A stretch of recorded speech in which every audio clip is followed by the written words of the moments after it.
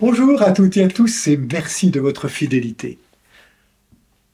Déjà les vitrines et les rues s'éclairent de lumière. Les rayons des supermarchés sont déjà plein remplis de produits de Noël. Mais sait-on encore pourquoi? En ce premier dimanche de l'Avent, l'Évangile nous invite plutôt à prendre soin de notre vie intérieure. L'Église nous offre pour cela le temps gratuit de l'Avent.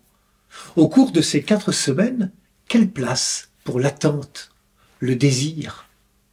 Comment préparer nos cœurs à cette naissance inouïe de Jésus, cette venue du Seigneur dans notre humanité? Pourquoi vouloir se précipiter, vouloir tout organiser, tout maîtriser? Dieu a besoin d'hommes et de femmes qui acceptent humblement de s'inscrire dans son projet de justice et d'amour, de tendresse et de miséricorde. D'hommes et de femmes qui acceptent d'être comme l'argile entre les mains du Père, dociles et malléables pour devenir ses enfants bien-aimés. Au plein cœur de l'automne, au moment où les rues sont scintillantes, les maisons décorées, que nos cœurs ne se dessèchent pas comme les dernières feuilles de l'automne. Mettons à profit ce temps de l'Avent pour soigner notre vie intérieure. L'Évangile nous invite à devenir des veilleurs d'espérance et des veilleurs de joie. Veillez, clament les prophètes. Veillez, chantent les psaumes. Veillez, nous dit Jésus. Veillez pour ne pas entrer en tentation comme nous y invite la prière du Notre Père. Il y a dans la veille comme un appel à la vigilance et à l'attention. Il ne faut pas que le feu intérieur, la petite flamme de la foi, s'éteigne. Il ne faut pas que l'indifférence s'installe. Il ne faut pas que la résignation et la peur nous gagnent. Veillez, mais sans rester là, les yeux fermés à ne rien faire.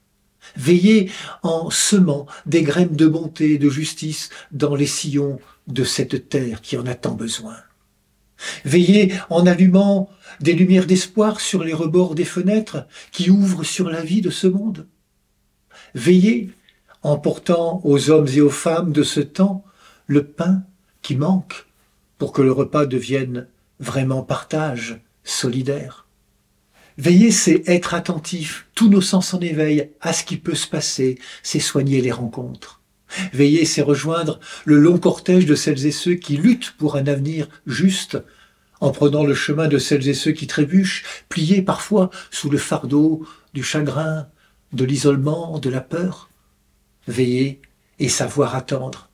Il y a dans le verbe attendre le mot tendre, avec son élan, son mouvement, son dynamisme.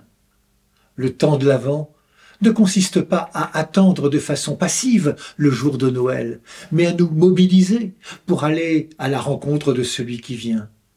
Oui, osons un pas en avant. Veiller, ce pourrait être redécouvrir la Bible. Et si nous décidions d'aller au puits, à la source, en ouvrant nos Bibles, afin de découvrir comment Dieu s'y prend pour nous dire son amour? C'est avec lui, par lui et en lui que je vais avancer vers Noël. Bonne marche vers Noël à toutes et à tous. Prenez bien soin de vous et des autres.